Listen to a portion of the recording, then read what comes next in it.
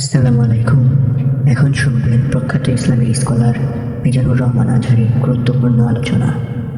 দেখছেন হিকমত লেকচার। রাসূল সাল্লাল্লাহু আলাইহি ওয়াসাল্লামের সমুদ্র কণ্ঠের তেলাওয়াত শুনে মানুষ তো মুসলিম হয়েছেই, অনেক জিনও মুসলমান হয়েছে। অনেক জিন, মক্কার যারা গণক ছিল তারা জিন দিয়ে গণনার কাজ করত। জিনদেরকে উপরে পাঠাতো, ফেরেশতারা কি কনভারসেশন করে এগুলো শুনে আসতো, এগুলো এসে গণকদেরকে বলতো, গণকরা এগুলো বলে বলে মক্কায় বিভিন্ন ধরনের সংশয় তৈরি করত। কিন্তু যখন কোরআন নাজিল হওয়া শুরু হলো, আকাশের নিরাপত্তা জোরদার করা হলো, এখন আর জিনেরা উপরে যেতে পারে না। উপরে গেলে আগুনের গোলা ছোড়া হয় ওদের গায়ে। এবার জিনেরা একটা মিটিং বসলো, তারা বলতেছে ঘটনা কি? আগে তো অনেক ফেরেশতাদের কথা শুনে এসে গণকদের বলে দিতে পারতাম, এখন তো এই সুযোগটা নাই। ঘটনা কি? What happen? নিশ্চয়ই পৃথিবীতে এমন নতুন কিছুর আগমন ঘটেছে যেটার প্রভাবে ঊর্ধ্ব জগতের নিরাপত্তা বলয়কে আরো মজবুত করা হয়েছে। কি সেটা খোঁজো। খুঁজতে খুঁজতে খুঁজতে খুঁজতে একদল জিন রাসূল সাল্লাল্লাহু আলাইহি ওয়াসাল্লাম উকাজের এক বাজারের দিকে যাচ্ছিলেন। ইন দ্য মেইন টাইম ফজরের সালাতে তিনি নামাজের ইমামতি করছেন। ওই সময়ে একদল জিন পাশ দিয়ে যাচ্ছিল। হঠাৎ তারা দাঁড়িয়ে থমকে দাঁড়ালো, দেখে যে আল্লাহ রাসূল সাল্লাল্লাহু আলাইহি ওয়াসাল্লাম কোরআন তেলাওয়াত করতেছেন। এই কোরআনের বাণী তারা কখনো শুনে নাই। তারা শুনে অবাক, এবং এই তথ্য নিয়ে জিনদের সর্দারের কাছে যেয়ে বলল, ঘটনা তো এটার কারণে এখন আকাশের নিরাপত্তা বেশি, আমরা আর উপরে যেতে পারি না। তারা যেয়ে বলল যে আমরা ঈমান এনে ফেলছি ওই নবীর উপর। ইন্না সামি'না কুরআনান আজাবা ইয়াহদি ইলা রুশদি ফাআমান্না বিহ। তারা বলল যে আমরা কি আজীব কোরআন শুনে আসলাম, যেটা সত্যের এবং হেদায়েতের দিকে পথ দেখায়, এবং ওয়ালান নুশরিকা বিরাব্বিনা আহাদা, আমাদের রবের সাথে আমরা আর শিরক করব না, আমরা আর মুশরিক থাকবো না, আমরা ঈমান এনে ফেললাম। তাহলে আল্লাহ রাসূল সাল্লাল্লাহু আলাইহি ওয়াসাল্লামের সমুদ্র কণ্ঠের তেলাওয়াত শুনে শুধু মানুষ নয়, বরং জিনেরাও ইসলাম ধর্ম গ্রহণ করেছে। ফাইন্না শাইতানা ইয়ানফিরু মিনাল বাইতিল্লাযী তুকরাউ ফীহি সূরাতুল বাকারা। যে ঘরে সূরা বাকারা তেলাওয়াত করা হয় ওই ঘর থেকে শয়তান দৌড়ে পালায়। অনেক ঘরে শয়তান ডিস্টার্ব করে, শয়তানের জিনের আসর হয়। অনেক অনেক ফ্যামিলিতে আমাদের কাছে আসে জাদু টোনা, বান, ব্ল্যাক ম্যাজিক, কালো জাদুর যে সমস্যা। আপনি সূরা বাকারা পড়বেন, আল্লাহ তাআলা আপনাকে প্রোটেক্টেড রাখবেন। আপনাদের পরিচিতদের মধ্যে থেকে এরকম ঘটনা শুনছেন না যে ব্ল্যাক ম্যাজিকে আক্রান্ত? কোন সূরা পড়বেন? যারা খুব বেশি আক্রান্ত, অল্প সাউন্ডে সূরা বাকারাটা চালিয়ে ঘুমিয়ে পড়বেন, সারা রাত যেন তেলাওয়াত চলে। কোনো ব্ল্যাক ম্যাজিক আপনার ক্ষতি করতে পারবে না ইনশাআল্লাহ। অল্প সাউন্ডে MP3 তে করে কি করবেন? চালিয়ে রাখবেন। সূরা বাকারাকে খুব গুরুত্বের সাথে পড়তে বলেছেন আল্লাহ রাসূল সাল্লাল্লাহু আলাইহি ওয়াসাল্লাম। তিনি বলেছেন, ইকরা সূরাতাল বাকারা ফাইন্না আখযাহা বারাকা ওয়া তারাকাহা হাসারা ওয়া লা ইস্তাতিউহাল বাতালা। যে এটা পড়বে বরকত পাবে, যে পড়বে না সে আফসোস করবে। আর যে এটা আত্মস্থ করবে পড়বে, ওয়ালা তাস্তাতিউহাল বাতালা ইয়ানি আস-সাহারা, ম্যাজিশিয়ান। কোন ম্যাজিশিয়ানের ম্যাজিক তার উপর কাজ করবে না, কোন ব্ল্যাক ম্যাজিক তার কাছে কিছুই করতে পারবে না। এজন্য ঘরে ঘরে কোন সূরা? সূরা বাকারা।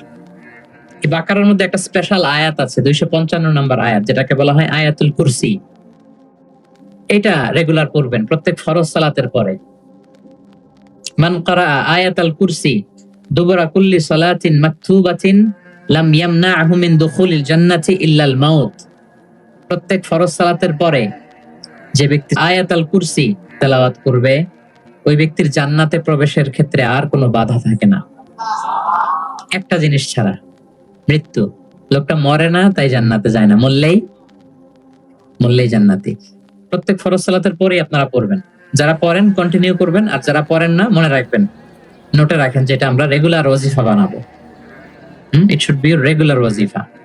যে সূরাগুলোকে আল্লাহ রাসূল সাল্লাল্লাহু আলাইহি ওয়াসাল্লাম বিশেষভাবে তেলাওয়াত করতে বলেছেন, তেলাওয়াত করবেন। সূরা কাহাফ জুমাবারে তেলাওয়াত করবেন, করেন তো? কোন সূরা? সূরা কাহাফ। ফজরের পরে সূরা ইয়াসিন, ফজরের পরে মাগরিবের পরে ওয়াকিয়া পড়বেন, মাগরিবের পরে এশার পরে সূরা মুলক, এশার পরে রাতে ঘুমোতে যাওয়ার আগে সূরা বাকারার শেষ 2 আয়াত আমানার রাসূল পড়েন। মান ক্বারা আয়াতাইন মিন আখিরি সূরাতিল বাকারাতি ফি লাইলাতিন কাফাতা।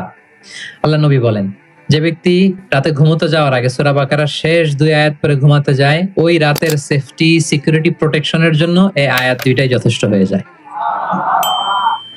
সূরা বাকারার শেষ 2 আয়াত পড়বেন, 3 কুল পড়বেন, 3 কুল, কুল আস-সালাসা, 3 কুল, কুল হুয়াল্লাহু আহাদ, কুল আউযু বিরাব্বিল ফালাক, কুল আউযু বিরাব্বিন নাস। 3 কুল পড়বেন ফজরের পরে, মাগরিবের পরে, বিছানায় ঘুমোতে যাওয়ার আগে। আল্লাহ রাসূল সাল্লাল্লাহু আলাইহি ওয়াসাল্লাম এগুলো পরে হাতে ফু দিতেন, লম্বা একটা ফু দিয়ে সারা শরীরে এরকম মেসেজ করতেন, মাস্তাতা, যতটুকু সম্ভব হয়। তাহলে এটা special protection from your Lord. শয়তানের বিপরীতে, ব্ল্যাক ম্যাজিক, জাদু টোনা বানের বিপরীতে প্রোটেকশন নিলেন কার কাছ থেকে? এই ওজিফাগুলো পালন করবেন। যদি করেন আপনার জীবন প্রশান্তিময় হবে, আপনার জীবনের সব হতাশা দূর হবে, ডিপ্রেশন দূর হবে, আসমানি প্রশান্তি নেমে আসবে ইনশাআল্লাহ। প্রিয় নবীজি কিভাবে তেলাওয়াত করতেন আমরা শুনি। আমরা তো রমাদানে তেলাওয়াত করতেছি আলহামদুলিল্লাহ। আচ্ছা, আল্লাহ রাসূল সাল্লাল্লাহু আলাইহি ওয়া আলিহি ওয়াসাল্লাম তারতিলের সাথে তেলাওয়াত করতেন। তারতিল, ওয়ারাত্তিলিল কুরআনা তারতিলা, তোমরা তারতিলের সাথে তেলাওয়াত করো। তারতিলের মধ্যে 2টা জিনিস থাকতে হয়, এক হচ্ছে ধীরে ধীরে, 2 হচ্ছে স্পষ্টভাবে। রিপিট, আবারও বলছি, তারতিল হচ্ছে ধীরে ধীরে পড়বেন, আবার স্পষ্ট, তখন এটা তারতিল হবে। আমাদের বাংলাদেশে আলহামদুলিল্লাহ 1 দশক ধরে আমি বলে এসেছি যে তারাবির সালাতে খুব ধীরে পড়তে হবে, কোরআনের হক আদায় করে তারতিলের সাথে। আলহামদুলিল্লাহ অনেক বলার পরে এখন অনেক মসজিদে আলহামদুলিল্লাহ মসজিদ কমিটি সচেতন হয়েছে, ভালো কারীরা, হাফেজরা, তারা খুব ধীরস্থির ভাবে পড়ায়। তারপরেও গ্রাম বাংলায় বা অনেক এলাকার মসজিদে এখনো এমন ভাবে কোরআন তেলাওয়াত করা হয় দ্রুত খতম দেওয়ার জন্য, এটা কোরআনের সাথে এক প্রকার বেয়াদবি হয়ে যায়। ইভেন মালয়েশিয়াতে অথবা ইন্দোনেশিয়াতে কোনো এক জায়গায় আমি একটা ভিডিও দেখলাম যে এমন ভাবে রুকুর উপরে সেজদা, আল্লাহু আকবার, সামি আল্লাহ, মানে 30 সেকেন্ডসে 2 রাকাত শেষ। আল্লাহ রাসূল সাল্লাল্লাহু আলাইহি ওয়াসাল্লাম 2 রাকাত পড়তে তাহাজ্জুদের নামাজে কত সময় নিতেন আমরা একটু দেখব। এইভাবে কিন্তু কোরআন তেলাওয়াত করতে নিষেধ করা হয়েছে, বরং আল্লাহ বলেছেন ওয়ারাত্তিলিল কুরআনা তারতিলা, কোরআনটা তারতিলের সাথে তোমরা তেলাওয়াত করবে। আল্লাহ রাসূল সাল্লাল্লাহু আলাইহি ওয়াসাল্লাম এভাবেই পড়তেন, ধীরে ধীরে স্পষ্টভাবে। ইয়ামুদ্দু বিহা সাওতাহু মাদ্দান, টেনে টেনে পড়তেন। আলহামদুলিল্লাহি রাব্বিল আলামিন, এই দেখেন টেনে পড়লাম। আর রহমানির রহিম, মালিকি ইয়াউমিদ্দিন, টানতেছি না? ইয়ামুদ্দু বিহা সাওতাহু মাদ্দান, টেনে টেনে পড়তেন। ইউকাত্তিউ কিরাআতাহু আয়াতান আয়াতান, প্রত্যেক আয়াত শেষে থামতেন, পজ দিতেন। This is called tartil, ওয়ারাত্তিলিল কুরআনা তারতিলা। আনাস রাদিয়াল্লাহু তাআলা আনহু বলতেন, রুব্বা কারিন লিল কুরআন ওয়াল কুরআনু ইয়ালআনুহু, কোরআনের অনেক তেলাওয়াতকারী আছে, তেলাওয়াতে সওয়াবের বিপরীতে লানত পায়। কোরআন পড়লে তো সওয়াব হওয়ার কথা, কিন্তু কোরআন তাকে কি করে? লানত করে। একটু মিলায় নেন নিজের সাথে যে আমাদের তেলাওয়াতটা কেমন। আচ্ছা, তাহলে রাসূল সাল্লাল্লাহু আলাইহি ওয়াসাল্লাম তারতিলের সাথে তেলাওয়াত করতেন, পাশাপাশি তিনি খুব সুমধুর কণ্ঠে তেলাওয়াত করতেন এবং তিনি আদেশ করতেন, যায়িনুল কুরআনা বিআসওয়াতিকুম, তোমরা তোমাদের গলায় যে আল্লাহ তাআলা সুর দিয়েছেন ওই সুর দিয়ে কোরআন তেলাওয়াত করো। যার যতটুকু সুর আছে, সবার হয়তো অত সুরেলা হবে না, যতটুকু, প্রত্যেকের একটা সুর আছে না নাই বলেন? যতটুকুই দিয়েছে আল্লাহ তাআলা আপনার গলায় সুর, ওই সুরটাকে ব্যবহার করে আপনি কোরআন তেলাওয়াত করবেন।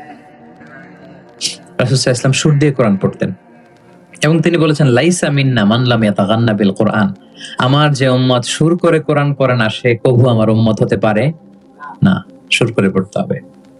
বারা ইবনে আযিব রাদিয়াল্লাহু তাআলা আনহু বলেন যে আমি একবার দেখলাম এশার নামাজের সময় তারা রাসূলুল্লাহ ফিল ইশাই বিত্তিনি ওয়াজ যাইতুন, মানে ওয়াত্তিনি ওয়াজ যাইতুন ওয়া তুরি সিনিন, এই সূরাটা দিয়ে রাসূল সাল্লাল্লাহু আলাইহি ওয়াসাল্লাম দেখলাম একবার এশার নামাজের ইমামতি করতেছেন। বারা ইবনে আযিব রাদিয়াল্লাহু তাআলা আনহু তিনি বলতেছেন এবং তিনি বলেন, ফামা সামিআতু আহাদান আহসানা সাওতাম মিনহু, আমার জীবনে এত সুরেলা কণ্ঠের অধিকারী কোন মানুষের তেলাওয়াত আমার জীবনে আমি শুনি নাই। বারা ইবনে আযিব রাদিয়াল্লাহু তাআলা আনহু রাসূল সাল্লাল্লাহু আলাইহি ওয়াসাল্লামের একজন সাহাবী, তিনি বলেন এশার নামাজে দেখলাম সূরা আত-তিন দিয়ে তিনি নামাজের ইমামতি করছেন, এত সুমধুর ছিল নবীজির কণ্ঠ, আমি আমার জীবনে এত সুমধুর কণ্ঠের তেলাওয়াত শুনি নাই। না জানি প্রিয় নবীজি কত সুমধুর কণ্ঠে তেলাওয়াত করতেন, আমরা তো শুনতে পারি নাই। আল্লাহ রাসূল সাল্লাল্লাহু আলাইহি সাল্লাম তিনি বলেছেন যে 7 কেরাতের যেটা দিয়ে সহজ লাগে সেটা দিয়ে তেলাওয়াত করতে পারবো, মানে ফ্লেক্সিবিলিটি আছে। আমরা এটা একটু একাডেমিক আলোচনা হয়ে যায়, তারপরে বলে রাখি, আমরা যে তেলাওয়াতটা করি বা কোরআন পড়ি এটা রিওয়ায়াত হাফসান আসিমের তেলাওয়াত করি আর কি। এছাড়াও আরো অনেকগুলো 60টা কেরাত আছে, এগুলো যারা ইলমুল কেরাতে যারা মাহের তারা জানে, তো সেগুলো তো আপনি তেলাওয়াত করতে পারবেন, ফ্লেক্সিবিলিটি আছে। হ্যাঁ, এটার পরে আরেকটা বিখ্যাত কেরাত আছে ওয়ারশের কেরাত, রিওয়ায়াত ওয়ারশান নাফিআ, এরকম কুম্বুলের কেরাত আছে, এরকম অনেকগুলো কেরাত আছে। এই কেরাত আপনি পড়তে পারবেন। যেমন আরো সহজ করে বলি, আমরা যেমনি পড়ি ওয়াদ-দুহা ওয়াল লাইলি ইযা সাজা, আরেকটা মুতাওয়াতির সনদের এরকম কেরাত আছে, তারা পড়ে ওয়াদ-দুহি। আমরা পড়ি কি ওয়াদ-দুহা, ওই কেরাতে কি পড়ে ওয়াদ-দুহি। আমরা পড়ি ওয়াল লাইলি ইযা সাজা, ওরা পড়ে ওয়াল লাইলি ইযা সাজে। আমরা পড়ি ইহদিনাস সিরাতাল মুস্তাকিম, তারা বলে ইহদিনাজ সিরাতাল মুস্তাকিম। আমরা পড়ি মালিকি ইয়াউমিদ্দিন, এরা পড়ে মালিকি ইয়াউমিদ্দিন। এরকম কিছু পার্থক্য আছে। তো ওই কেরাতগুলোও সহিহ মুতাওয়াত্তির সনদে আসছে। আল্লাহ রাসূল সাল্লাল্লাহু আলাইহি ওয়াসাল্লাম বলেন 7 কেরাতের যেটা দিয়ে সহজ লাগে তোমরা পড়ো। যেমন বাংলা ভাষা একটা, এর মধ্যে আঞ্চলিকতা আছে না? নোয়াখালীর এরাও বাংলা বলে কিন্তু একটু ভিন্ন, সিলেটের ভাইরা একটু ভিন্ন, চট্টগ্রামের এরা বাংলায় তো বলে নাকি? চট্টগ্রামের লোকেরা কোন ভাষায় কথা বলে? ফার্সিতে, বাংলা, কিন্তু আপনি হয়তো বুঝবেন না, এমন এমন শব্দ আপনি বুঝবেন না, কিন্তু তারা প্রত্যেকেই বাংলা বলে। তো একই আরবির মধ্যেও অনেক আঞ্চলিকতা আছে। এই 7টা আঞ্চলিকতায় কোরআন নাজিল হয়েছে। রাসূল সাল্লাল্লাহু আলাইহি ওয়াসাল্লাম বলেন যেটা সহজ লাগে পড়ো। তো একবার হিশাম বিন হাকিম বিন হিজাম, উনি একবার সূরা ফুরকান পড়তেছেন এমন একটা কেরাতে, যেই কেরাত ওমর রাদিয়াল্লাহু তাআলা আনহু শোনেন নাই। উনি তো আবার খুব রাগী ছিলেন, ইসলামের কোন রুল ভায়োলেট হয়েছে দেখলে তাৎক্ষণিক অ্যাকশন নিতেন, ডাইরেক্ট অ্যাকশন নিতেন। তো উনি ভাবছে যে কোরআনকে বোধহয় সে বিকৃত করে পড়ছে, এই কেরাতটা ওনার আবার জানা ছিল না। উনি ধরে চাদর ধরে টেনে হিচড়ে রাসূল সাল্লাল্লাহু আলাইহি ওয়াসাল্লামের কাছে নিয়ে আসছে, বলছে ইয়া রাসূলুল্লাহ দেখেন কিভাবে কোরআনকে বিকৃত করে। আল্লাহ রাসূল সাল্লাল্লাহু আলাইহি ওয়াসাল্লাম বলেন ওমর শান্ত হও, আগে তাকে ছাড়ো। ওরা ছাড়লেন। রাসূল সাল্লাল্লাহু আলাইহি ওয়াসাল্লাম বলেন আরসিলহু ইকরা, এই ওমর রাখো, ছাড়ো, আচ্ছা পড়ো কিভাবে পড়ছে। তো হিশাম বিন হাকিম বিন হিজাম তেলাওয়াত করে শোনালেন সূরা ফুরকান। রাসূল সাল্লাল্লাহু আলাইহি ওয়াসাল্লাম বললেন হাকাযা উনজিলাত, কোরআন তো এভাবেও নাজিল হয়েছে। আচ্ছা ওমর তুমি কিভাবে জানো? ওমর রাদিয়াল্লাহু তাআলা আনহু বলেন ইয়া রাসূল আপনি তো আমাদেরকে এইভাবে শিখিয়েছেন। তখন রাসূল সাল্লাল্লাহু আলাইহি ওয়াসাল্লাম বললেন ওয়া হাকাযা উনজিলাত, এভাবেও নাজিল হয়েছে। উনজিলাল কুরআনু আলা সাবআতি আহরুফ, আরবি ভাষা 7টা ডায়ালেক্টে, 7 ডায়ালেক্টে কোরআন নাজিল হয়েছে। ফাকরাউ মা তায়াসসারা মিন, যেটা দিয়ে সহজ লাগে। ওয়াদ-দুহা পড়লেও হবে, দুহা পড়লেও হবে, হ্যাঁ সবটাই পড়তে পারবে, দোহাও হবে দোহেও হবে। আল্লাহ রাসূল সাল্লাল্লাহু আলাইহি ওয়াসাল্লাম অন্যকে কোরআন তেলাওয়াত শোনাতেন। উবাই ইবনে কাব রাদিয়াল্লাহু তাআলা আনহুকে বললেন ইন্নাল্লাহা আমারানি আন আকরা আলাইকাল কুরআন, হে উবাই আল্লাহ তাআলা আমাকে আদেশ করেছেন আমি নবী যেন তোমার কাছে কোরআন শোনাই। উবাই ইবনে কাব বললেন আল্লাহু সাম্মানি, নবীজি আপনি বলেন কি আল্লাহ আমার নাম ধরে বলছে? মানে খুশিতে বাকবাকুম, আনন্দে আত্মহারা, শিহরিত, ইয়া রাসূলুল্লাহ আমি উবাইয়ের নামটা ধরে আল্লাহ বলছেন? আল্লাহ রাসূল সাল্লাল্লাহু আলাইহি ওয়াসাল্লাম বললেন নাম, তোমার নাম ধরে বলেছেন। আল্লাহ তাআলা আমাকে বলেছেন আমি যেন সূরা বাইয়িনা লাম ইয়াকুনিল লাযিনা কাফারু, এই সূরাটা যেন আমি তোমার সামনে শোনাই। ফাযারাফাত আইনাহু, তিনি কাঁপতে আরম্ভ করলেন শুনে, কারণ ওনার নাম ধরে যদি আল্লাহ তাআলা বলেন এটা ওনার জন্য কত বড় প্রেস্টিজিয়াস এবং সৌভাগ্যের একটা ব্যাপার। তাহলে অন্যকে কোরআন শোনাতেন। আচ্ছা, আবার আল্লাহ রাসূল সাল্লাল্লাহু আলাইহি ওয়াসাল্লাম মাঝে মাঝে অন্যদের থেকে শুনতেন, অন্যের কণ্ঠে কোরআন শোনারও একটা আনন্দ আছে, কি বলেন? ইবনে মাসউদ রাদিয়াল্লাহু তাআলা আনহুকে একবার বললেন ইকরা, ইবনে মাসউদ একটু কোরআন তেলাওয়াত করো তো। তো তিনি বললেন আকরা ওয়া আলাইকা উনজিল, হে নবী আপনার সামনে দাঁড়িয়ে আমি এত বড় স্পর্ধা আমি তেলাওয়াত করব, আপনার উপর আকাশ থেকে কোরআন নাজিল হয়। আল্লাহ রাসূল সাল্লাল্লাহু আলাইহি ওয়াসাল্লাম বললেন ইন্নী উহিব্বু আন আসমাআহু মিন গায়রি, আমি তোমাদেরকে শোনাতে যেমনি পছন্দ করি তোমাদের থেকে শুনতেও পছন্দ করি। তিনি সূরা নিসা তেলাওয়াত করে শোনালেন। কেন শুনলেন? আব্দুল্লাহ ইবনে মাসউদের থেকে, কারণ আল্লাহ রাসূল সাল্লাল্লাহু আলাইহি ওয়াসাল্লাম টার্গেট করেছিলেন যে আব্দুল্লাহ ইবনে মাসউদ এই উম্মার কোরআনের টিচার হবে। কি হবে? মানে যার যেদিকে মেধা আল্লাহ রাসূল সাল্লাল্লাহু আলাইহি ওয়াসাল্লাম ওই প্রতিভা ওইদিকে কাজে লাগাতেন। যার যেদিকে মেধা, এই যে বললাম হুযায়ফা ইবনুল ইয়ামান গোয়েন্দা বিভাগের প্রধান, কেন জানেন? তার এই দিকে আগ্রহ বেশি। মুআয ইবনে জাবাল উনি মদিনা রাষ্ট্রের সিনিয়র আমলা ছিলেন, প্রশাসনিক কাজ ভালো বুঝতেন। হাসান বিন সাবিত লেখালেখি জানতেন, ওনাকে জাতীয় কবি ঘোষণা দিয়েছেন যে তুমি ন্যাশনাল পয়েট, যাও কবিতা লিখো। একবার মক্কা থেকে তিনি ফিরতেছেন, নামাজ হবে, এক সাহাবী আজান দিচ্ছেন, তো কিছু মুশরিক ছেলে এখনো মুসলিম হয় নাই, ওরা আজানকে ব্যঙ্গ করতেছে। মুখ ভেঙানো বোঝেন না, মানে যেটা বলে ওইটাই ব্যঙ্গ করে করে বলতেছে। তো দেখেন, রাসূল সাল্লাল্লাহু আলাইহি ওয়াসাল্লাম রেগে যাওয়ার কথা ছিল না, আজান দিচ্ছে আমার সাহাবী আর মুশরিক ছেলেগুলো তাকে ব্যঙ্গ করতেছে। উনি রেগে না যেয়ে দেখলেন যে মুশরিক ছেলেগুলোর মধ্যে একটা ছেলের কণ্ঠ তো খুব চমৎকার, ওকে ডাকলেন, ডেকে ওর মাথার চুলের ঝুঁটি বেঁধে ধরলেন, বলেন এই একটু আগে কি বলতেছিলে, জোরে বলতো, না আরো জোরে বলো। এবার সে বলতে আরম্ভ করতেছে, কিন্তু আশহাদু আন্না মুহাম্মাদুর রাসূলুল্লাহ এটা আর বলে না, এটা বললে তো শাহাদাত দেয়া মুসলিম হয়ে যায়। রাসূল সাল্লাল্লাহু আলাইহি ওয়াসাল্লাম ধমক দিয়ে বললেন, এই বলো, এটাও বলো। তখন সে এটাও বলছে, মাথার চুলের ঝুঁটি ধরে বলছে। বলার পরে রাসূল সাল্লাল্লাহু আলাইহি ওয়াসাল্লাম তার জন্য দোয়া করলেন, ওই দোয়ার বরকতে সে কালিমা পড়ে মুসলমান হয়ে গেল। এবার আল্লাহ রাসূল সাল্লাল্লাহু আলাইহি ওয়াসাল্লাম বললেন, তোমার কণ্ঠ যেহেতু সুন্দর, তোমাকে আমি মক্কার মসজিদের মুয়াজ্জিন বানাই দিলাম, তুমি যে আজান দিবা। দেখেন কেমন একটা ঘটনাকে কিভাবে টুইস্ট করে অন্যদিকে নিয়ে গেলেন। রেগে যাওয়ার কথা ছিল, কিন্তু দেখলেন যে এই প্রতিভা আছে তো এর মধ্যে, এত উঁচু গলা, একে মুয়াজ্জিন বানানো যায়। তিনি হয়ে গেলেন বাইতুল্লাহর মুয়াজ্জিন। এবং ওই যে মুশরিক থাকা অবস্থায় ওনার মাথার চুলের ঝুঁটি ধরে রাসূল সাল্লাল্লাহু আলাইহি ওয়াসাল্লাম বলছেন, এই আজান দাও।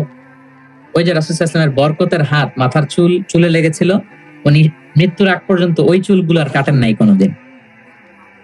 উনি এদিকে চুল কাটতেন, এদিকে কাটতেন, এদিকে কাটতেন, সামনের চুল কাটতেন না। যখন জিজ্ঞেস করা হতো আপনি এরকম হেয়ার কাট কেন আপনার, বলছে আমি মুশরিক অবস্থায় আমার প্রিয় নবীজি আমার মাথার চুলের ঝুঁটি ধরে আমাকে আজানের তালিম দিয়েছিলেন, ওনার বরকতময় হাতের ছোঁয়া আমার এই চুলে লেগেছে, আমি চাই এই চুলগুলো সাথে নিয়ে আমি কবরে যাব। এবং ওই চুলগুলোর সাথেই ওনাকে কবর দেয়া হয়েছে। ওই চুলগুলোকে উনি পেঁচিয়ে একটা পাগড়ির মতো করে, বড় হয়ে গেছে তো অনেক, এটা পেঁচিয়ে পাগড়ির মতো করতেন, এরপরে উনি টারবান পরতেন, পাগড়ি পরতেন। তাহলে প্রিয় ভাইয়েরা, আব্দুল্লাহ ইবনে মাসউদ রাদিয়াল্লাহু তাআলা আনহুকে রাসূল সাল্লাল্লাহু আলাইহি ওয়াসাল্লাম টার্গেট করেছিলেন যে উনি এই উম্মতের কোরআনের টিচার হবে। কি হবে? এজন্য বলেন পড়ো তো ইবনে মাসউদ, তিনি পড়ে শোনালেন। এবং তিনি বলেছেন, মান আহাব্বা আইয়াকরা আল কোরআনা গাদ্দান কামা উনজিল ফালইয়াকরাহু আলা কিরাআতি ইবনে উম্মি আব। জিবরিল যেভাবে কোরআন নাজিল করেছে হুবহু এইভাবে কোরআন যে শিখতে চায়, সেজন্য ইবনে মাসউদের কাছে কোরআন শিখে। সাহাবারা ইবনে মাসউদ রাদিয়াল্লাহু তাআলা আনহুর কাছে এভাবে কোরআন শিখতেন। তাহলে দেখেন, কোরআন অন্যকে শোনাতেন, অন্যদের থেকে শুনতেন, এবং কোরআন যারা শিখে এবং শেখায় তাদেরকে তিনি শ্রেষ্ঠ বলে ঘোষণা দিয়েছেন, খায়রুকুম মান তাআল্লামাল কুরআনা ওয়া আল্লামা। যে কোরআন শেখে এবং শেখায় সে তোমাদের মাঝে শ্রেষ্ঠ। আপনি যদি শিখেন, লজ্জার কিছু নাই যে বয়স আমার 40 হয়ে গেছে, 50 হয়ে গেছে, আমি তো পারি না। না, এটা আপনার জন্য সৌভাগ্যের, it's a blessing, you are lucky, it's an honour. আল্লাহ যে সুযোগ দিয়েছেন আপনি শিখবেন, কোরআন শোনাবেন। আপনি যদি শোনান আপনি শ্রেষ্ঠ, যিনি আপনাকে শোনায় সেও শ্রেষ্ঠ। মানে এমন এক মেকানিজম, কোরআন শিখলেও সে শ্রেষ্ঠ, আবার যে শেখায় সেও শ্রেষ্ঠ। তো আমরা এই অ্যাক্টিভিটিজ এর সাথে যেন জড়িত থাকি। এবং কারো সুন্দর কণ্ঠ দেখলে আল্লাহ রাসূল সাল্লাল্লাহু আলাইহি ওয়াসাল্লাম প্রশংসা করতেন। আবু মুসা আল-আশআরী রাদিয়াল্লাহু তাআলা আনহু একবার মসজিদে নববীতে তেলাওয়াত করতেছিলেন, আল্লাহ রাসূল সাল্লাল্লাহু আলাইহি ওয়াসাল্লাম পাশ দিয়ে যাচ্ছেন। আরেক বর্ণনা আছে ওনার ঘরে তেলাওয়াত করতেছিলেন, উনি রাতে ওনার বাসার পাশ দিয়ে যাচ্ছেন। হঠাৎ কান লাগিয়ে শুনলেন এত সুন্দর গলা, তিনি বুঝতে পারলেন এটা আমার আবু মুসা আল-আশআরীর কণ্ঠ। তো সকালবেলা ফজরের পরে আবু মুসাকে ডেকে বললেন, আবু মুসা, লাকাদ উতিতা মিজমারান মিন মাযহামিরি আলি দাউদ। দাউদ নবীর গলায় আল্লাহ যে সুরের ঝংকার দিয়েছেন, এই উম্মতের মধ্যে তোমার গলায় আল্লাহ সে সুরের লহরী ঢেলে দিয়েছেন। আবু মুসা বলে, ইয়া রাসূলুল্লাহ, আমি তো কখনো আপনার সামনে তেলাওয়াত করিনি, আপনি কি করে বুঝলেন? তো রাসূল সাল্লাল্লাহু আলাইহি ওয়াসাল্লাম বলেন, গত রাতে তোমার ঘরের পাশ দিয়ে যাচ্ছি, তোমার তেলাওয়াত শুনে আমি থমকে দাঁড়িয়েছি, যতক্ষণ পড়েছো আমি শুনেছি। আবু মুসা আল-আশআরী তো অবাক হলেন, বলেন, ইয়া রাসূলুল্লাহ, আপনি দাঁড়িয়ে আমার তেলাওয়াত শুনেছেন, এটা যদি জানতাম আমি যে আরো কত সুর করে পড়তাম, আমি যে আরো কত সুর দিয়ে পড়তাম, ফজর পর্যন্ত পড়তাম। দাউদ আলাইহিস সালাম নবীদের মধ্যে সবচেয়ে সুরেলা গলার নবী ছিলেন। ওনার উপরে জাবুর কিতাব নাজিল হয়েছিল। আকাবা একটা উপসাগর আছে জর্ডানে, আমি এবার জর্ডান ভিজিটে দেখে এসেছি। আকাবা উপসাগরের তীরে বসে তিনি যখন জাবুর তেলাওয়াত করতেন, আকাবা উপসাগরের মাছগুলো সব চলে আসতো তেলাওয়াত শুনতে, এত সুর ছিল ওনার গলায়। নবী আলাইহিস সালাম বলেন যে দাউদ নবীর গলায় যে সুর দিছে, আমার সাহাবীদের মধ্যে আল্লাহ তোমার গলায় সেই সুর ঢুকাই দিছে। সুবহানাল্লাহ। তো নবী যদি প্রশংসা করে একজন সাহাবীর তেলাওয়াতের, ওনার কেমন লাগবে বলেন তো? হ্যাঁ, ভালো লাগবে। তিনি তেলাওয়াতের প্রশংসা করতেন এভাবে। তিনি রমাদানে সবচেয়ে বেশি তেলাওয়াত করতেন, যে সময়টা আমরা কাটাচ্ছি। আমরা কোন মাস কাটাচ্ছি এখন? সাইয়্যিদুশ শুহুর, 12 মাসের মধ্যে শ্রেষ্ঠতম মাস। এই মাসে সবচেয়ে তেলাওয়াত করতেন। আম্মা জান আয়েশা রাদিয়াল্লাহু তাআলা আনহা বলেন, লা আ'লামু রাসূলুল্লাহি সাল্লাল্লাহু আলাইহি ওয়াসাল্লামা ক্বারাআল কুরআনা কুল্লাহু ফি লাইলাতিন কাত্তু গায়রা রমাদান। রমজান ছাড়া কোন মাসে মানে এক রাতে পুরো কোরআন পড়ে ফেলছেন এরকম আমি দেখিনি। শুধু রমাদানেই দেখেছি এত তেলাওয়াত করতে।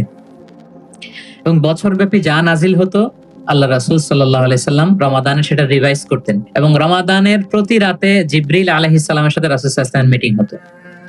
প্রতি রাতে, তার মানে 30 দিনে কয়টা মিটিং? 30টা মিটিং। কি হতো এই মিটিং এ? সারা বছর যা নাজিল হয়েছে রাসূল সাল্লাল্লাহু আলাইহি ওয়াসাল্লাম জিবরিল আলাইহিস সালামকে সেটা শোনাতেন। আবার জিবরিল আলাইহিস সালাম রাসূল সাল্লাল্লাহু আলাইহি ওয়াসাল্লামকে শোনাতেন, দুই পক্ষ থেকে। আর যে বছর আল্লাহ রাসূল সাল্লাল্লাহু আলাইহি ওয়াসাল্লাম ইন্তেকাল করেছিলেন ওই বছর পুরো কোরআনটা দুইবার জিবরিল আলাইহিস সালাম আল্লাহ রাসূল সাল্লাল্লাহু আলাইহি ওয়াসাল্লামকে শুনিয়েছেন। আবার আল্লাহ রাসূল সাল্লাল্লাহু আলাইহি ওয়াসাল্লাম দুইবার জিবরিল আলাইহিস সালামকে শুনিয়েছেন। আজকে থেকে নিয়ত করেন, আমরা শোনাবো। আপনি ভাবিকে শোনাবেন, ভাবি আপনাকে শোনাবে, আপনি আপনার মেয়েকে শোনাবেন, আপনার মেয়ে আপনাকে শোনাবে, যে সূরাটাই পারেন। ঘরটা একটা কোরআনময় ফ্যামিলি হবে, আমাদের ফ্যামিলিটা, কি বলেন? এরকম বরকতময় ফ্যামিলি আমরা চাই না? এবং সাহাবাদেরকে উদ্বুদ্ধ করতেন বিভিন্ন সূরার ফজিলতের কথা বলে বলে, যে এটা এই সূরা পড়ো, এই ফজিলত। একবার উবাই ইবনে কাব রাদিয়াল্লাহু তাআলা আনহুকে বললেন, আতুহিব্বু আন উআল্লিমাকা সূরাতান লাম ইয়ানজিল ফিত তাওরাত ওয়ালাল ইনজিল ওয়ালা যাবুর। হে উবাই, তুমি কি চাও যে আমি তোমাকে এমন একটা সূরা শেখাবো যেটার মতো মর্যাদাপূর্ণ সূরা তাওরাতেও নাই, ইনজিলেও নাই, জাবুরেও নাই, কোথাও নাই, এত মর্যাদাপূর্ণ? তিনি বললেন, বালা ইয়া রাসূল, অবশ্যই শেখাবেন। তখন আল্লাহ রাসূল সাল্লাল্লাহু আলাইহি ওয়াসাল্লাম বলেন, সেই সূরাটা তুমি নিজেই জানো। সেটা কি? সেটা হচ্ছে কাইফা তাকরাউ ফিস সালাত। তুমি নামাজে কোন সূরা পড়ো, মানে কোন সূরা ছাড়া নামাজ হয় না বলেন তো? সূরা ফাতিহা। আল্লাহ রাসূল সাল্লাল্লাহু আলাইহি ওয়াসাল্লাম বললেন, এই সূরা ফাতিহা এটা যেন তেন কোনো সূরা নয়, এর মতো মর্যাদাপূর্ণ সূরা তাওরাত, জাবুর, ইনজিল কোথাও আসেনি। ইন্নাহা লাহিয়া সাবউল মাসানি ওয়াল কুরআনুল আযীম। এটা নিত্য পাঠনীয় সপ্ত বাক্য। সূরা ফাতিহায় মোট কয়টা বাক্য? 7টা। সবাই বলেন কয়টা? এটাকে বলে সাবউল মাসানি, মানে সব সময় পড়া হয় এমন 7টা বাক্য। ওয়ালাকাদ আতাইনাকা সাবআম মিনাল মাসানি ওয়াল কুরআনুল আযীম। এটা সব সময় পড়তে হয়। আবু হুরায়রা রাদিয়াল্লাহু তাআলা আনহু বলেন যে আল্লাহ রাসূল সাল্লাল্লাহু আলাইহি ওয়াসাল্লাম একবার আমাদেরকে উৎসাহ দিয়ে বললেন যে একটা সূরা আছে, এই সূরার 30টা আয়াত। এই সূরা যদি কেউ তেলাওয়াত করে, এই সূরা কিয়ামতের দিন এই তেলাওয়াতকারীর পক্ষে আল্লাহর কাছে সুপারিশ করবে, এমনকি তর্ক করবে, যতক্ষণ আল্লাহ তাআলা তেলাওয়াতকারীকে জান্নাতি হিসেবে ঘোষণা না দেয়। বলেন তো কোন সূরা এটা? সূরা মুলক। হ্যাঁ, অনেক মানুষ, আলহামদুলিল্লাহ শতাধিক মানুষ দেশে বিদেশে এয়ারপোর্টে আমাকে দেখা হলেই বলে যে শেখ, আপনার সূরা মুলকের তাফসীর শুনে আমি সূরা মুলক মুখস্থ করেছি। আলহামদুলিল্লাহ, আমার সৌভাগ্য। অনেকে বলে যে সাইয়্যিদুল ইস্তিগফার আপনার আলোচনা থেকে শুনে মুখস্থ করেছি। তারপর অনেকে বলেছে যে আস্তাগফিরুল্লাহর আমলটা আপনার আলোচনা থেকে শুনে আমরা অভ্যস্ত হয়েছি। আলহামদুলিল্লাহ, এটা অভ্যাস করবেন। সূরা মুলক তেলাওয়াত করবেন। কয় আয়াত সূরা মুলকে? এক মাসে কয় দিন? প্রতিদিন যদি একটা আয়াত মুখস্থ করেন 30 দিনে সূরা মুলক হয়ে যাবে না? কঠিন? বেশি কঠিন? করবেন। এভাবে ফজিলতের কথা বলে আল্লাহ রাসূল সাল্লাল্লাহু আলাইহি ওয়াসাল্লাম সাহাবাদেরকে উদ্বুদ্ধ করতেন। গত বছর আমার একটা বই এসেছে কোরআনের উপর এক নজরে কোরআন, নাম শুনেছেন না আপনারা? সবগুলো সূরার ফজিলত আমরা ওখানে নিয়ে এসেছি। 114 সূরার ফজিলতকে আপনি পাবেন, এবং পড়লে আপনার আরো বেশি মন চাইবে সূরাটার তাফসীর জানতে, অর্থ জানতে, মুখস্থ করতে।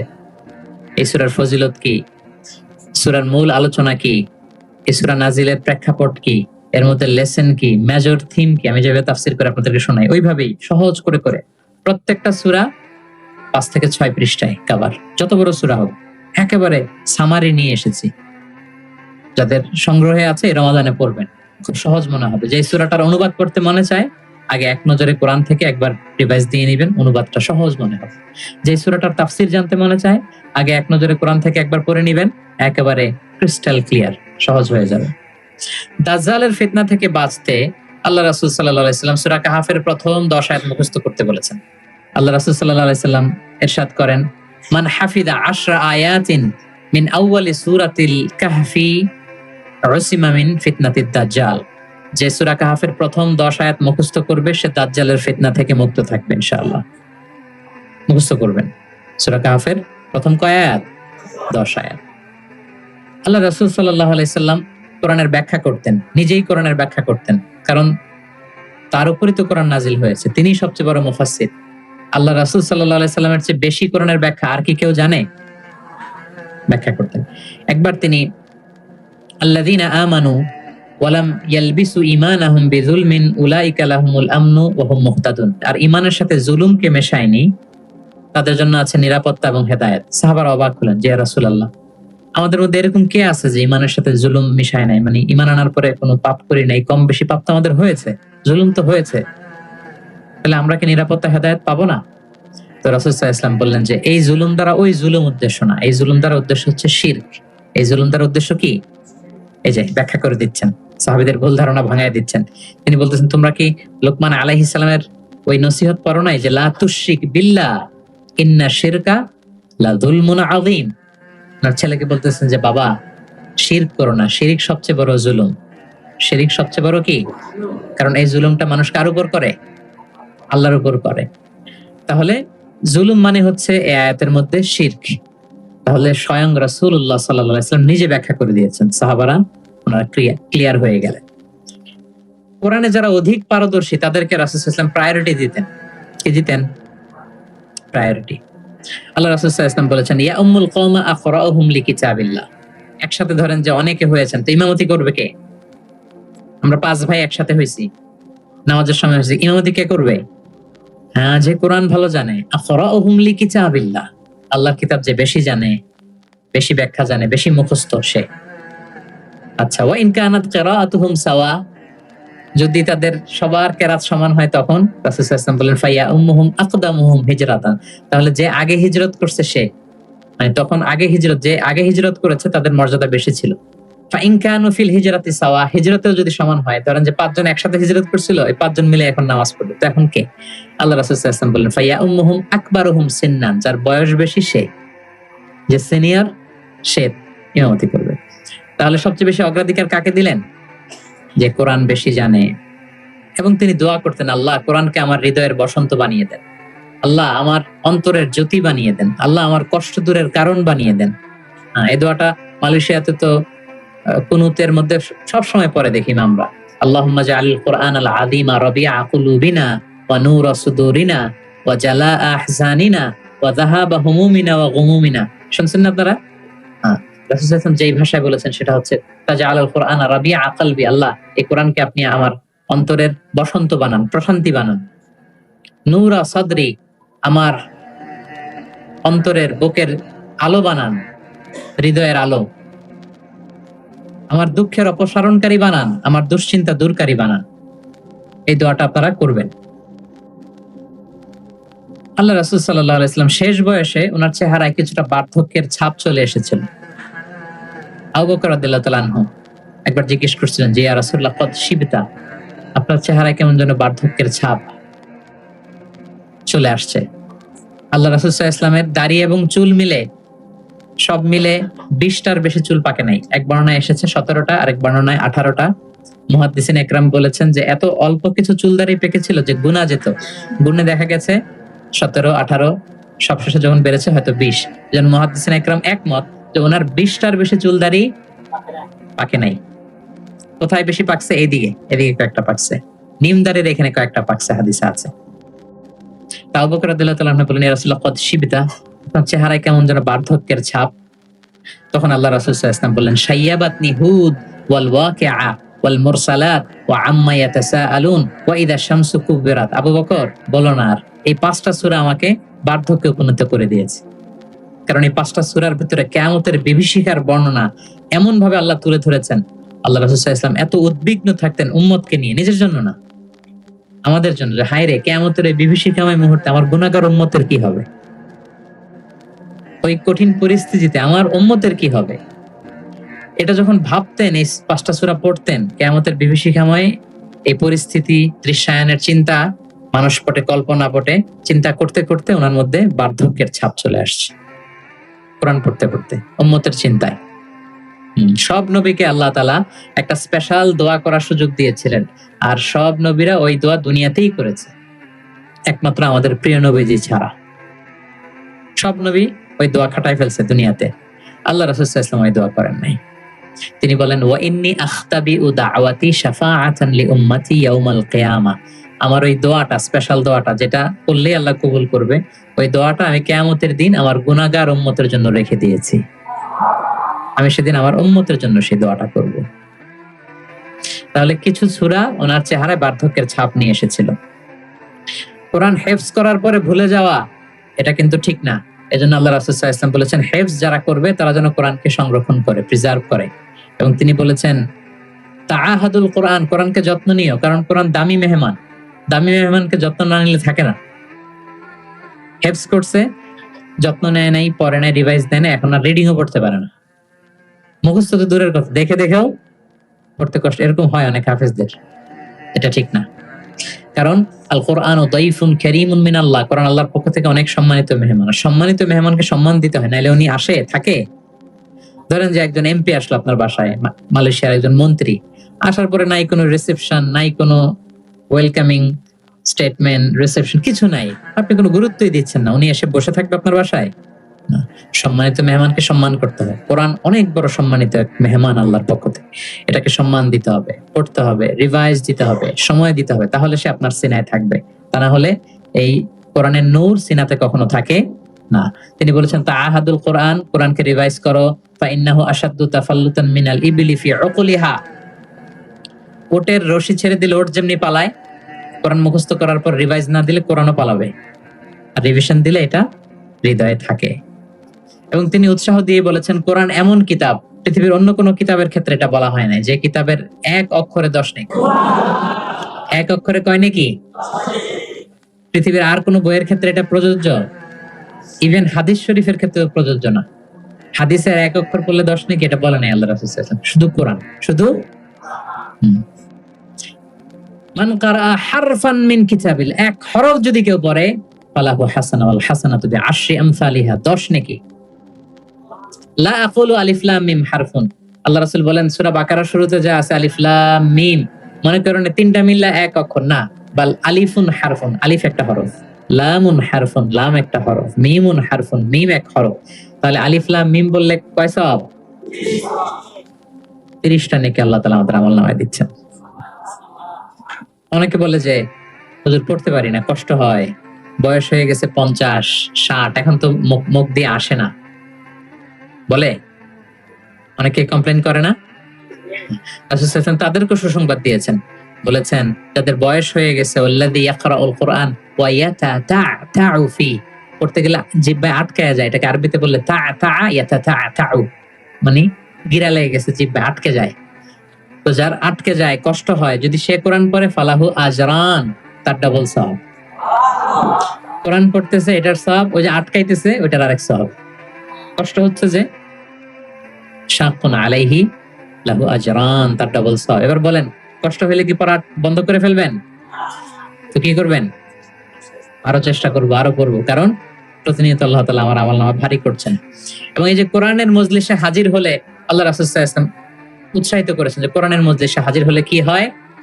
ইয়াতলুনা কিতাবাল্লাহ, যেখানে কোরআনের আলোচনা হয়, ওয়া ইয়াতাদারাসুনা বাইনাহুম ইল্লা নাযালাত আলাইহিমুস সাকিনা, প্রশান্তি নেমে আসে, আসমানি প্রশান্তি। আপনি প্রশান্তি ফিল করতেছেন সাকিনা হৃদয়ে?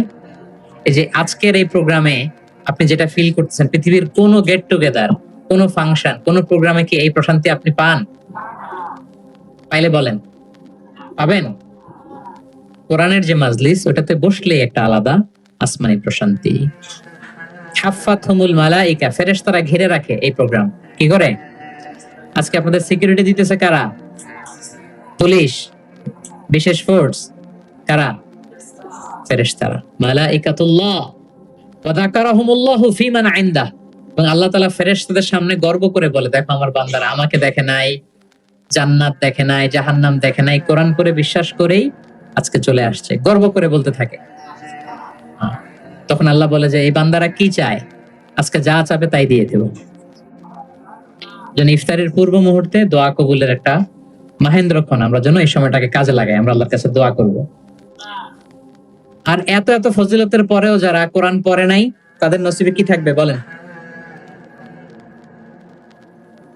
আল্লাহ রাসূল সাল্লাল্লাহু আলাইহি ওয়াসাল্লাম তাদের বিরুদ্ধে স্বয়ং মামলা দায়ের করবেন, যার সুপারিশ ছাড়া আমরা জান্নাতের চেহারা দেখব না। ওই নবী তার বিরুদ্ধে দাঁড়াবে। ওয়াকালা রাসূলু ইয়া রাব ইন্না কওমি ইত্তাখাযু হাযাল কুরআনা মাহজুরা। তিনি কিয়ামতের দিন বলবে, আল্লাহ আমার এই উম্মত কোরআনকে পরিত্যক্ত করেছে, ইগনোর করেছে, বর্জন করেছে, পড়ে নাই। বছরের পর বছর গেছে, কোরআনটা হাতে নেয় নাই, কোরআনের একটা পাতা খুলে দেখে নাই। একের পর এক রমাদান সে পেয়েছে, কোরআনকে কোনোদিন সে তেলাওয়াত করে নাই, পাঠ করে নাই। আচ্ছা বলেন, যেই নবীর সুপারিশ ছাড়া আমরা জান্নাতে যাওয়া কল্পনাও করতে পারি না, ওই নবী যদি আপনার বিরুদ্ধে মামলা দায়ের করে, তাহলে তো জান্নাত ফকফকা একেবারে, নাকি? জান্নাতের রাস্তা ক্লিয়ার না? ইম্পসিবল, অসম্ভব। খবরদার প্রিয় ভাইয়ারা, একটু রিভাইজ করেন যে কোরআনের সাথে আমাদের সম্পর্ক কেমন, প্রিয় নবীজির সম্পর্ক কেমন তো আমরা শুনলাম। আমরা একটু দেখি যে আসলে আমাদের সম্পর্ক কেমন।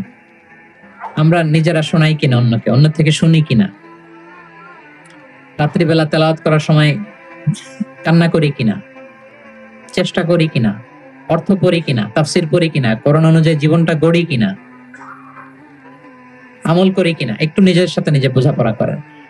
তাহলে আল্লাহ রাসূল সাল্লাল্লাহু আলাইহি ওয়া আলিহি ওয়াসাল্লাম যেভাবে কোরআনের সাথে নিজের সম্পর্ক করেছেন, আমরা ওইভাবে নিজেদের সাথে কোরআনের সম্পর্ক করতে চাই। কি বলেন? চাই কি চাই না? এই রমাদানে আমাদের সময়গুলো কোরআনময় হোক, আমরা চাই। ধীরস্থির ভাবে পড়বেন। আজকে তো আমরা বললাম কিভাবে পড়বেন, 4G গতিতে নাকি 5G স্পিডে, তার তেলের সাথে স্পষ্ট ভাবে ধীরে ধীরে। অনেকে কোরআনের খতম তুলতে যায়, কোরআনের খতম দেয়া ফেলায়,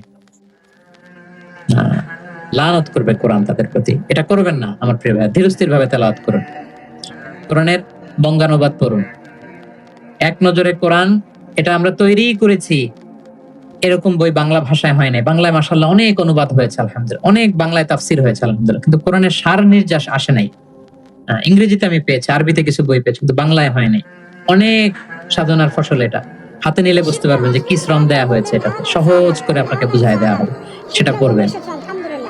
আল্লাহ রাসূল সাল্লাল্লাহু আলাইহি ওয়া আলিহি ওয়াসাল্লাম তেলাওয়াতের মাঝখানে মাঝে মাঝে খুব কান্না করতেন, বিশেষ করে রাতের নামাজে কান্না ভেজা কণ্ঠে তেলাওয়াত করতেন। আমরা কি করি? অর্থই তো বুঝতে পারতেছি না, কোথায় কাঁদবো আর কোথায় একটু আনন্দ পাবো। দেখবেন যে কাবা ঘরের ইমামরা যখন জান্নাতের আয়াত আসে, একটা ভিন্ন মাকামে পড়ে, যে মাকামের মধ্যে একটা খুশি প্রাণবন্ত একটা ভাব। আবার জাহান্নামের আযাবের আয়াত যখন আসে, তখন কান্নার মাকামে পড়ে, এবং এমন ভাবে ডুকরে ডুকরে কাঁদে, মুসল্লিরাও কাঁদে। আল্লাহ রাসূল সাল্লাল্লাহু আলাইহি ওয়া আলিহি ওয়াসাল্লাম মাঝরাতে যখন কিয়ামুল লাইল, তাহাজ্জুদ এগুলো পড়তে দাঁড়াতেন, দীর্ঘ সময় কোরআন পড়তেন। এত দীর্ঘ সময় পা ফুলে যেত, হাত্তা তাতাফাত্তারা কাদামা, পা দুটো ফুলে মোটা হয়ে যেত, এরকম দীর্ঘ সময় দাঁড়িয়ে থাকতেন। আম্মা জান আয়েশা রাদিয়াল্লাহু তাআলা আনহা বলতেন, ইয়া রাসূলুল্লাহ, আপনার তো আগের পরের সব গুনাহ মাফ, আদতে ওনার তো কোনো গুনাহই নেই, নবীরা তো মাসুম, নিষ্পাপ, তারপরও আপনি রাত জেগে এত কষ্ট কেন করেন? আল্লাহ রাসূল সাল্লাল্লাহু আলাইহি ওয়াসাল্লাম বলেছেন, আফালা উহিব্বু আন আকুনা আবদান শাকুরা। আয়েশা, আমি কি শুকরগুজার বান্দা হব না?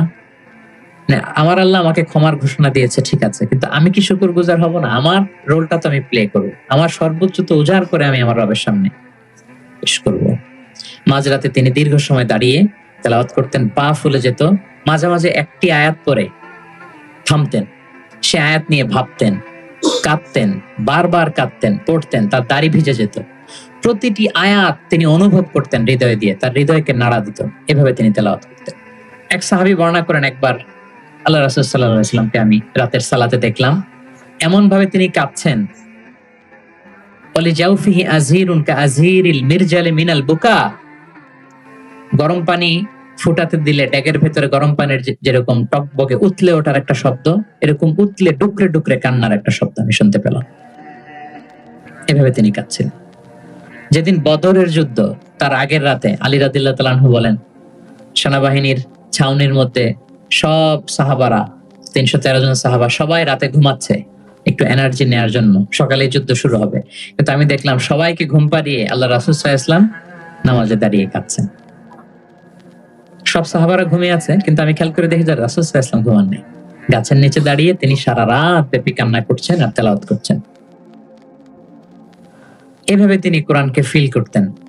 আমাদের আয়েশা বলেন, রাতে এত কাঁদতেন মাঝে মাঝে তেলাওয়াত করতে করতে, হাত্তা বাল্লা হাজারা, জামা ভিজে যেত, হাত্তা বাল্লা লিহিয়াতা, দাড়ি ভিজে যেত, হাত্তা বাল্লাল আরদা, যেখানে সেজদা দিতেন জমিন ভিজিয়ে দিতেন কাঁদতে কাঁদতে। এবং রাতের সালাতে দীর্ঘ তেলাওয়াত করতেন। কিন্তু জামাতের নামাজ আবার অপেক্ষাকৃত সংক্ষিপ্ত করতেন, এটা সুন্নাহ। কারণ জামাতের নামাজ তো আর আমি একা পড়ছি না, আমার পেছনে অসুস্থ, বয়স্ক, সিনিয়র সিটিজেন, মুসাফির, ট্রাভেলার অনেকে থাকতে পারে। জামাতের সুযোগ পেলে আপনি শর্টকাট করবেন, মিনিমাম স্ট্যান্ডার্ডে শেষ করে দেবেন। কিন্তু একা যখন নামাজের সুযোগ পাবেন, আপনার নফল নামাজ, আপনার কিয়ামুল লাইল, তখন কি করবেন? ফালিউ তাওবিল মাশা, যত লম্বা মনে চায়। আমরা ভুল করি অনেকে, একা একা নামাজ পড়ার সময় তাড়াহুড়ো করে ফেলি। ইমামতের সুযোগ পাইছি তখন বিশাল লম্বা কেরাত, অপোজিট, মানে ভুল করে ফেলছি আমরা। এটা করব না। আমার এই ছোট্ট ভিডিওটা আমি আমার সোশ্যাল মিডিয়া হ্যান্ডেলে শেয়ার করেছিলাম। দেখলাম যে বাংলাদেশে শিক্ষিত সচেতন লোকজন অনেক এপ্রিসিয়েট করেছে। অনেক সময় এমন হয় যে প্রচন্ড রোদ, জুমার সালাতে পাঁচতলা মসজিদ ভরে, বারান্দা, রাস্তার মধ্যে। আমার অনেক সময় এমন হয়েছে যে সফরে আমি ফ্লাইট ধরবো, রাস্তায় জুমাতে আমি অংশগ্রহণ করেছি। প্রচন্ড রৌদ্র, দাঁড়ানো যায় না, আবার ঝড় বৃষ্টি। এতগুলো মানুষ যে এখানে নামাজ পড়বে, এখানে যদি আপনি লম্বা কেরাত পড়েন তাহলে তো কষ্ট হয়ে যাবে মানুষের। একবার আল্লাহ রাসূল সাল্লাল্লাহু আলাইহি ওয়াসাল্লাম নামাজ একটু বেশি ছোট করে ফেললেন, সংক্ষিপ্ত করে। সাহাবারা বললেন, ইয়া রাসূলুল্লাহ, এত তাড়াতাড়ি নামাজ শেষ করলেন, এত তাড়াতাড়ি তো করতে দেখি না। তখন রাসূল সাল্লাল্লাহু আলাইহি ওয়াসাল্লাম বললেন, আমি যখন নামাজে ছিলাম, উইমেন প্রেয়ার্স এরিয়া, যেটা মানে মদিনার নারীরা তো পেছনে দাঁড়াতো, তিনি বললেন ওখান থেকে আমি একটা ছোট্ট বাচ্চার কান্নার আওয়াজ শুনতে পেলাম। আমার মনে হচ্ছিল ওই বাচ্চাটাকে সামলাতে বাচ্চাটার মায়ের বড্ড কষ্ট হয়ে যাচ্ছে, ওই মায়ের যাতে একটু কষ্ট কম হয় এজন্য নামাজটা আমি একটু শর্ট করে দিয়েছি। দেখেন, মানে অন্যের প্রতি সহানুভূতি এটা আমাদের মধ্যে নাই, যে আমার ভাইয়ের একটু সুবিধা হোক, আমার বোনদের একটু সুবিধা হোক, আমার কমিউনিটির একটু সুবিধা হোক, এইটা আমরা ফিল করি না। তিনি যখন একা সালাত পড়তেন অনেক লম্বা, কিন্তু জামাতের সালাতে তিনি সংক্ষিপ্ত সালাত আদায় করতেন। কত লম্বা? হুযায়ফা ইবনুল ইয়ামান রাদিয়াল্লাহু তাআলা আনহু, নাম শুনেছেন ওনার? হুযায়ফা মদিনার গোয়েন্দা বিভাগের প্রধান ছিলেন, হেড অফ ডিটেকটিভ ব্রাঞ্চ, আল্লাহ রাসূল সাল্লাল্লাহু আলাইহি ওয়াসাল্লামের গোয়েন্দা বিভাগের প্রধান। উনি এমন কিছু কথা কাউকে বলতেন না, কিন্তু শুধু হুযায়ফাকে বলতেন। মদিনায় মোট কতজন মুনাফিক ছিল আল্লাহ রাসূল সাল্লাল্লাহু আলাইহি ওয়াসাল্লাম জানতেন, কাউকে বলেননি, শুধু হুযায়ফাকে বলেছিলেন। এজন্য ওমরে ফারুক রাদিয়াল্লাহু তাআলা আনহু যখন খলিফা, তিনি যখন দেখতেন কেউ মারা যেত, হুট করে ইমামতি করতে যেতেন না, আগে দেখতেন যে ওই কাতারে হুযায়ফা আছে কিনা। যদি দেখতেন যে হুযায়ফা আছে, উনি ইমামতি করতেন। হুযায়ফাকে এদিকে না দেখলে অন্য কাউকে দায়িত্ব দিয়ে দিতেন। এবং ওমরে ফারুক রাদিয়াল্লাহু তাআলা আনহু এত মুত্তাকি সাহাবী ছিলেন, একবার হুযায়ফা ইবনুল ইয়ামানের কাছে যেয়ে বলে যে, হুযায়ফা, আমি তো জানি না মদিনাতে কতজন মুনাফিক ছিল, এর নামগুলো তো রাসূল তোমাকে বলেছে, তুমি একটু আমাকে বলো যে আমি ওমরের নামটা আবার ওই লিস্টে আছে কিনা। আমার ভয় হয় যে আমি আবার মুনাফিকদের ভেতরে ঢুকে গেলাম কিনা।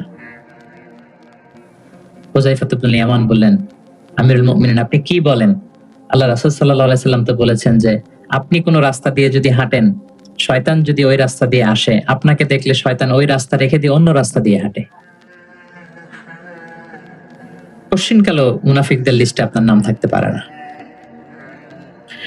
তো এই হুযায়ফা ইবনুল ইয়ামান রাদিয়াল্লাহু তাআলা আনহু, উনি বললেন, একবার রাতে আমি আল্লাহ রাসূল সাল্লাল্লাহু আলাইহি ওয়াসাল্লামের সাথে কিয়ামুল লাইল মানে তাহাজ্জুদের নামাজে শরীক হওয়ার সুযোগ পেয়েছিলাম।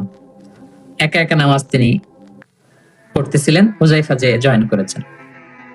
তখন রাসূলুল্লাহ সাল্লাল্লাহু আলাইহি সাল্লাম সূরা বাকারা দিয়ে শুরু করলেন। কোন সূরা? বলেন, সবাই বলেন তো কোন সূরা? কোরআনের সবচাইতে দীর্ঘতম সূরা। আয়াত কত? 286, মানে অনেক বড় সূরা। তো উনি শরীক হলেন, শরীক হওয়ার পরে আল্লাহ রাসূল সাল্লাল্লাহু আলাইহি সাল্লাম সূরা বাকারা দিয়ে শুরু করলেন। তো উনি ভাবলেন মনে হয় 100 আয়াত যাওয়ার পরে রাসূল সাল্লাল্লাহু আলাইহি ওয়াসাল্লাম রুকুতে যাবেন। কত আয়াত যাওয়ার পরে? 100 আয়াত গেল, যায় না রুকুতে। 200 আয়াত গেল, তাও যায় না রুকুতে। 286 আয়াত শেষ, মানে সূরা বাকারাই তাও রুকুতে যায় না। এরপরে রাসূল সাল্লাল্লাহু আলাইহি ওয়াসাল্লাম সূরা আলী ইমরান শুরু করেছেন, ওইটাও শেষ। এরপর রাসূল সাল্লাল্লাহু আলাইহি ওয়াসাল্লাম সূরা নিসা শুরু করেছেন।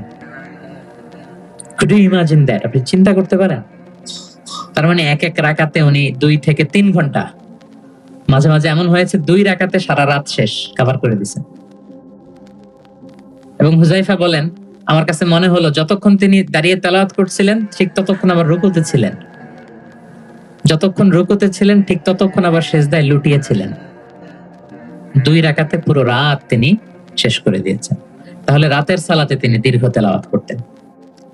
সব সময় তিনি তেলাওয়াত মুখর সময় কাটাতেন, দাঁড়িয়ে, বসে, শুয়ে, হাঁটা অবস্থায়, আরোহী অবস্থায়, সব সময়। অজু থাকা অবস্থায়, অজু না থাকা অবস্থায়। অজু চলে গেলেই রাসূল সাল্লাল্লাহু আলাইহি ওয়াসাল্লাম সাথে সাথে অজু করে ফেলতেন, কিন্তু অজু নেই ওই অবস্থায়ও তিনি কোরআন তেলাওয়াত করেছেন। ইবনুল কাইয়িম আল জাওজিয়া যাদুল মাআদ ফি হাদি খায়রিল ইবাদ, একটা বিখ্যাত সিরাত গ্রন্থে তিনি বলেন, লাম ইয়াকুন ইয়ামনাহু মিন কিরাআতিহি ইল্লাল জানাবা।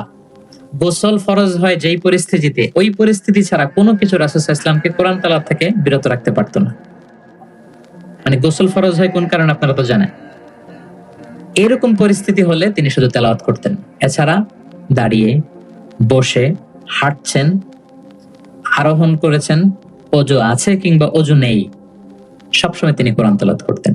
মুআবিয়া ইবনে কুররা রাদিয়াল্লাহু তাআলা আনহু বর্ণনা করেন যে আব্দুল্লাহ ইবনে মুগাফফাল তিনি বলেন, একবার আমি রাসূল সাল্লাল্লাহু আলাইহি ওয়াসাল্লামকে দেখলাম যে তিনি উটের উপর চড়ে মক্কা বিজয়ের দিন উট হাঁকাচ্ছেন, উটের উপর বসা। তখন তিনি সূরা ফাতহ তেলাওয়াত করছেন, ইন্না ফাতাহনা লাকা ফাতহাম মুবিনা লিয়াগফিরা লাকাল্লাহু মা তাকদ্দামা মিন যামবিকা ওয়া মা তাআখার। তিনি বলেন যে আমি নিজে 8ম হিজরিতে মক্কা বিজয়ের দিন দেখলাম তিনি উট হাঁকাচ্ছেন আর পড়তেছেন ইন্না ফাতাহনা লাকা ফাতহাম মুবিনা, সূরা ফাতহ তেলাওয়াত করতেছেন। সুবহানাল্লাহ। তার মানে দাঁড়িয়ে, বসে। অনেকে আমাদেরকে প্রশ্ন করে যে হুজুর শুয়ে শুয়ে কোরআন তেলাওয়াত করা যাবে? মানুষের মনে প্রশ্ন থাকে অনেক। তারপর বলে অজু ছাড়া কি কোরআন তেলাওয়াত করা যাবে মুখস্থ?